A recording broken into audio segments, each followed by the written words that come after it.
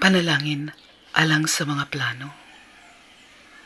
Amahan, pinaagi sa imong balaang kaalam.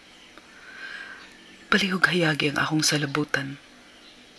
Lakip na ang dalan nga akong pagalaktan. Akong gitugyan kanimo ang mga umaabot nga takna og adlaw sa akong kinabuhi. Kiampo ko nga ang tanang kong plano magasubay lamang sa imong pagbuot.